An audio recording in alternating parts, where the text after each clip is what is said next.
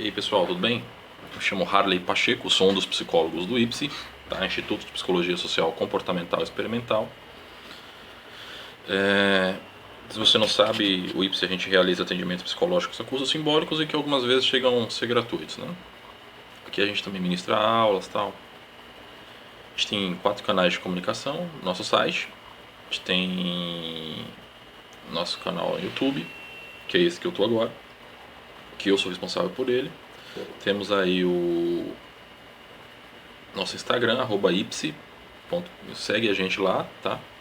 E temos o nosso Facebook, que o responsável é o Marco Siqueira. Pessoal, aqui embaixo, ó, eventualmente pode aparecer uma propaganda do Google. Cada 1000 cliques o Google dá aí um centavo pra gente.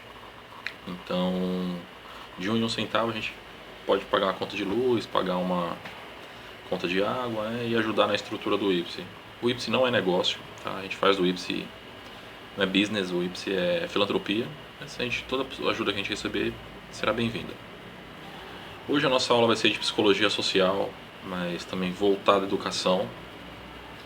O teórico, né, o nosso diferencial teórico é o Theodor Adorno. O nome do texto que a gente vai avaliar hoje é Educação após Auschwitz. Primeiro, por que a gente vai falar sobre esse tema? Porque Auschwitz, se você não sabe, vai saber agora, Auschwitz foi um dos mais temidos campos de concentração na Segunda Guerra, onde matavam judeus, ciganos, etc. E a gente vai falar isso porque e por que eu estou falando esse texto agora? Porque o Adorno ele escreveu esse texto aí no períodozinho pós-guerra, né? Pós-Segunda Guerra Mundial. E ele recrimina, ele discute sobre o que fazer para evitar o que aconteceu em Auschwitz. E a gente está em 2016 e a gente continua vendo as mesmas brutalidades nas favelas, praticadas também pelo Estado Islâmico lá na região do Oriente Médio. E aí eu fico pensando se será possível que a gente vai acabar com o planeta e não vamos resolver esse problema, né? Mas enfim, vamos lá. O Adorno ele começa o texto falando sobre, alertando na verdade que uma premissa básica para a educação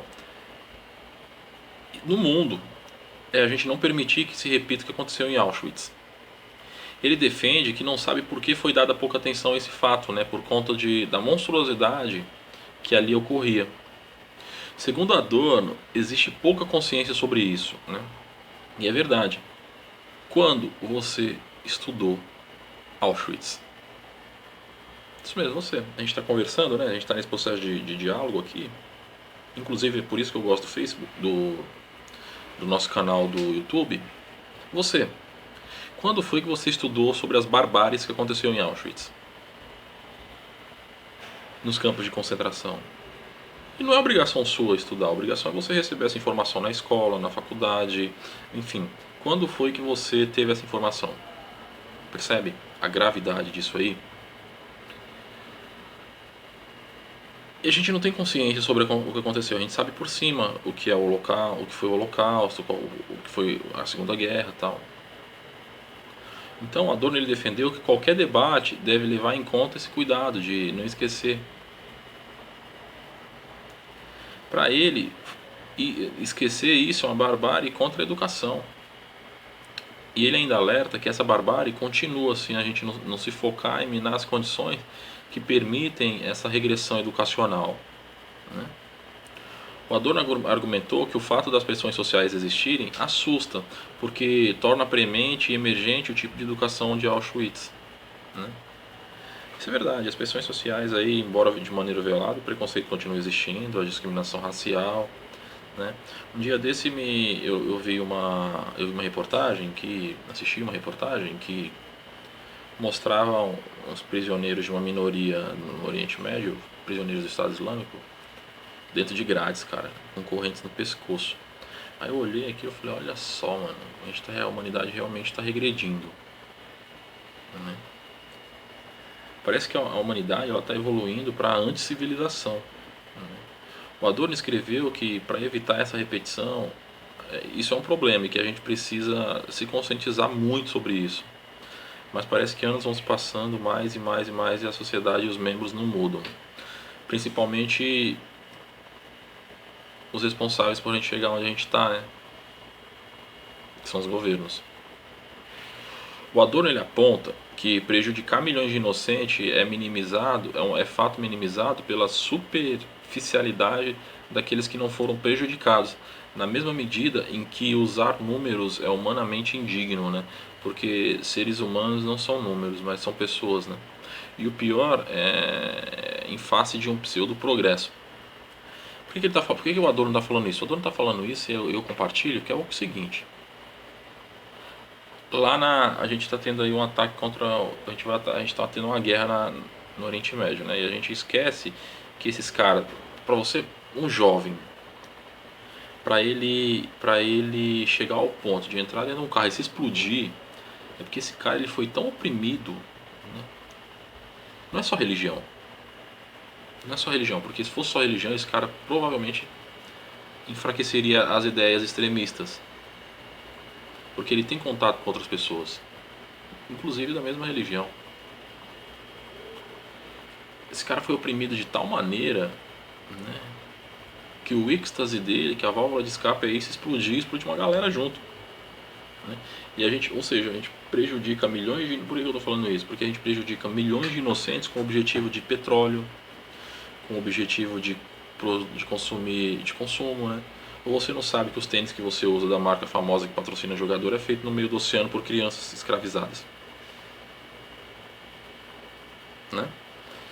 Aí você pega essa criança, o cara entra num surto tão grande, num estado tão grande de psicológico, o cara vai e se explode, velho.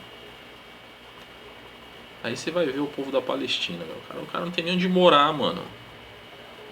Você tem a sua casa de posse originária, né, que foi antes mesmo do Estado começar, do Estado de Israel ser reconhecido.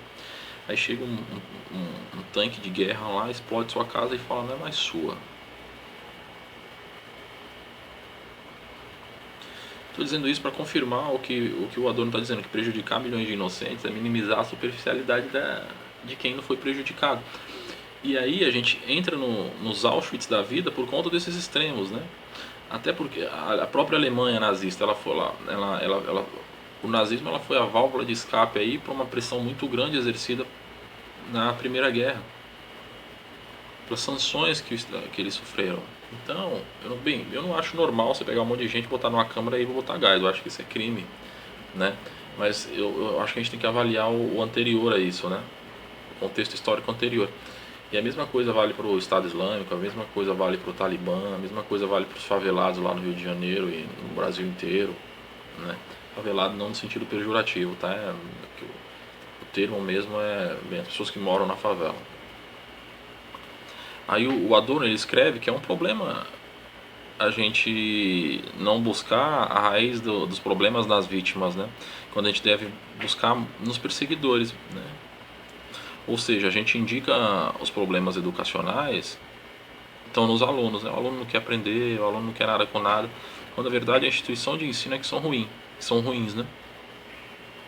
Não é o aluno que não aprende nada, as instituições que são podres. Se você for ver, eu li uma reportagem uma vez, foi até indicação de um professor, Thiago de Oliveira, doutorado pela PUC. Assim, Harley falou isso pra sala, não foi bem pra mim não, mas foi na sala. Uma pesquisa de uma pesquisadora chamada Sandra Sposati, que mostra que os piores professores estão nas piores escolas e os melhores professores estão nas melhores escolas e as melhores escolas são as dos alunos ricos. E aí você vê uma contradição grande, né? Porque o aluno da escola pobre não aprende porque ele é burro, mas não é. Ele não aprende porque os professores piores estão lá. O cara já vive numa sociedade pobre, reprimida. Aí ainda não tem aula de qualidade, é lógico que esse cara não vai aprender. E aí esse cara vai virar um sujeito extremamente violento, porque já não tem oportunidade, nem tem perspectiva de vida. Comete esses absurdos que aconteceram em Auschwitz e muitas vezes até pior. Aí você vai na escola do rico, porra, tem professor de alta qualidade, devia ser o contrário, né? Os piores professores não devia ter pior professor, né? Mas se fosse assim, os piores professores, sem ser no sentido pejorativo de novo, tinham que estar lá. E os melhores tinham que estar nas piores escolas, né? Para você tentar mudar esse contexto, né? Porque se você tem os piores não devia ter pior professor, mas vamos imaginar que os professores com mais dificuldade de didática tivessem nas melhores escolas, os próprios alunos poderiam ajudar o professor a, né, se moldar. Mas enfim, né? Isso é um problema aí que a gente vai ter que enfrentar. Segundo Adorno, devemos apontar o que faz as pessoas cometerem atos ruins e intervir de modo que elas não sejam capazes de exercitar tais atos, mas despertando a consciência e não de modo autoritário, porque os culpados não são as vítimas, mas a falta de consciência. Que é o que a gente está falando. É muito fácil você chegar e chamar o cara do Estado Islâmico de terrorista, mas esquecer que o cara foi vítima aí de atrocidade durante séculos, né? É muito fácil você chamar a pessoa da favela de criminosa, mas você esquecer que esse cara não tem acesso à educação, não tem saneamento básico, não tem uma série de coisas que são pré-requisitos para você formar um bom cidadão, né? Eu não estou dizendo que é só isso não, tá? Que é só porque esses caras não têm nada. Tem outros fatores que devem ser levados em consideração, mas eu estou dizendo que esses são fatos preponderantes, que influenciam diretamente. Bem, eu não, o Adorno está dizendo isso, está escrevendo isso, né, no texto. E aí a gente tem que dar consciência para essas pessoas e não chegar querendo mudá-las, né? Para Adorno, a educação tem sentido unicamente como educação dirigida a uma alta reflexão crítica, né? Pois a reflexão crítica é o que fomenta a consciência, que mina a rebelião violenta e irracional, e que se dá de maneira predominantemente contra quem mina a rebelião. O que o Adorno está dizendo aqui? Que a educação ela tem que gerar uma reflexão. Quando você fala em teoria crítica, não é você falar mal de tudo, não é você criticar tudo, mas é você avaliar com cuidado e com coerência as coisas, né? Evitando aí atitudes irracionais e violentas. Só que o Adorno ainda fala que é interessante como na nossa sociedade, ao mesmo tempo em que integra as pessoas, cada vez mais gera tendências de desagregação. Isso é um exemplo. Nossa sociedade integra o marginalizado, fazendo caricatura dele por meio de mídias, né, de modo que ele se perceba integrante da sociedade. Mas sem perceber, ele é piada. É exatamente. Deixa eu dar um outro exemplo para ficar claro. Homossexualidade. Né? Homossexualidade.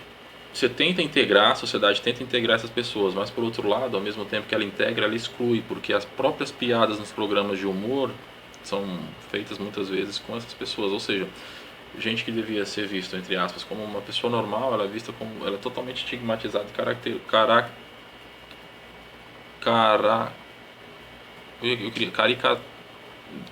não consigo falar a palavra, é feita uma caricatura dessa pessoa e colocada aí em rede nacional. E isso simplesmente exclui. Aí o Adorno fala que uma educação após Auschwitz, se referindo como uma educação que esclarecedora, né, que produz um clima intelectual, cultural e social e que não permita a repetição dessas atrocidades. Só que por outro lado, uma ideologia de superioridade é colocada na cabeça das crianças pequenas e ela vai exercendo essa crença e por isso a estrutura autoritária assume uma dimensão extremamente destrutiva, né? O que o Adorno está falando aqui é que a gente que precisa ter compromisso da sociedade com a possibilidade de não permitir a repetição dos genocídios, né? E defende que o aspecto mais decisivo é o social e não o psicológico. É interessante porque ele quer buscar as razões dos atos sobre o perseguidor e não sobre quem é vítima, né? O caso de início agora que teve lá, mataram uma pá de gay, mataram um monte de gay lá na boate, né? Os terroristas do Estado Islâmico. Foram ver que mataram eles porque eles eram gays, mas não é isso. A gente tem que dizer que eles foram assassinados porque o outro é que é terrorista, né? E por que o outro era terrorista? É isso que o Adorno está dizendo, que a gente tem que investigar a causa nele, não nas pessoas que são homossexuais. E ele fala, o Adorno, que é um princípio da humanidade usar Auschwitz para uma reflexão, né? Porque a experiência Auschwitz foi tão assustadora que a melhor maneira de combater é conscientizar e não repetir. E ele fala que a gente não pode deixar isso passar desapercebido, né?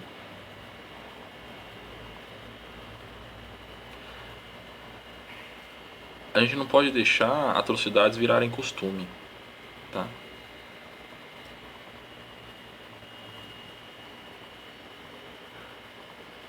Mas enfim, eu acho que isso aí já dá para você ter uma noção do que o Adorno quis dizer nesse texto. Eu também não quero postergar muito o vídeo para fomentar que você leia o texto original, tá? Mas de qualquer maneira ele já é bastante esclarecedor e com isso você consegue tirar uma nota boa na aula e ter um pouco de conhecimento sobre o tema. De novo, pessoal, segue a gente no Instagram, @ipsis, entra no nosso site, se inscreve no nosso canal no botãozinho aí embaixo para você ter acesso às novidades. E eu te garanto que você não vai se arrepender. Se aparecer uma propagandinha aqui embaixo, clica nela, ajuda a gente aí, tá bom? Muito obrigado, pessoal, e curte o vídeo.